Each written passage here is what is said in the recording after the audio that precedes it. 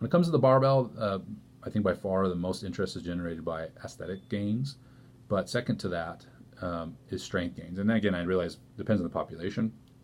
You may be very interested in strength and not as concerned about hypertrophy. But I want to talk a little bit about strength gains and what sets you up for strength gains. Really simple. Let's go back. If you haven't seen my hypertrophy video series, take a look at that. I've been adding to that as well. Is recovery has to be in order first and foremost. You have to have nutrition on point. You have to have your sleep on point, or you're going to hurt your ability to replicate a workout. In other words, continue in a workout. Progressive overload works just fine, but you have to be able to recover in order to progressively overload. If you can't do that because your supportive work, your recovery work is off, then you can expect your performance to be off. That's why one day perhaps you can lift, if you were on fire and you lift some really, really heavy weights and PR, and the next day you get crushed by the same weight. That's one of the factors of recovery in that, not managing fatigue. All right, so when it comes to strength, hypertrophy was driven not exclusively, but more so volume. It's a mixture of volume load. Where the strength side, it's the same kind of thing, but now we're skewing it away from the volume side, and we're skewing it towards the intensity side. So lift heavy things. This is really simple. If you want to be stronger, you got to lift heavy stuff. It's pretty simple stuff. In the of late, there's been a lot of interest in the velocity of the barbell, which I think is spot on. It's been around the old Soviet literature I found. There's a really nice table in a book on weightlifting, on Soviet weightlifting, about the two ways really to get stronger. The bar velocity is associated, and that moderate range barbell velocity, and the really heavy weights at a low barbell velocity. So in other words, grinding reps out, maybe going to failure, and then in that moderate, so it might be like 80-85%, not to failure, moving the bar very, very well in terms of barbell velocity. That is going to be an effective way to gain strength. I'm talking about experienced people as well. Can you go to a failure and grind it out reps? Sure, but you remember you're going to accumulate fatigue over time, and that's going to hurt your ability to continue in progressive overload.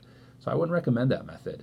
If you're a newbie and you go to failure occasionally or go to failure frequently, it probably isn't going to affect you as much as somebody who's been training a long time, because you're not as good at lifting just yet.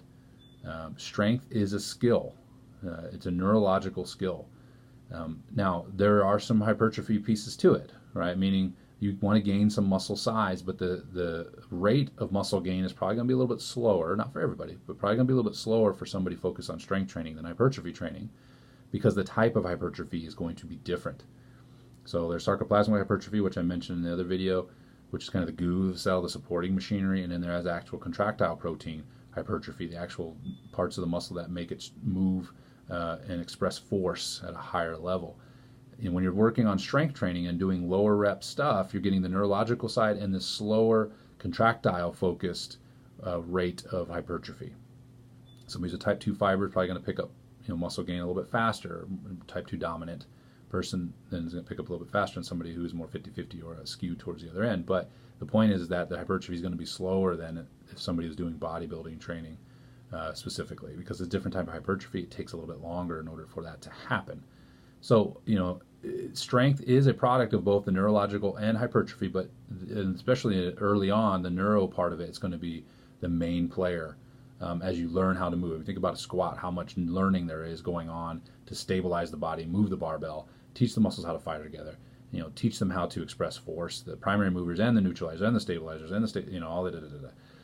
And so it is a skill. Look at Olympic weightlifting, Olympic style weightlifting. My goodness, like that's a skillful movement. With timing and force expression at the right times, and then speed incorporated, and so on. So the point is that strength is a little bit different in hypertrophy training, and that we're focusing more on the intensity of movement and the quality of that barbell speed. In finding that sweet spot, and that's why I like the 80% range. It's one of my favorite strength building ranges. Doesn't mean 90s doesn't have value.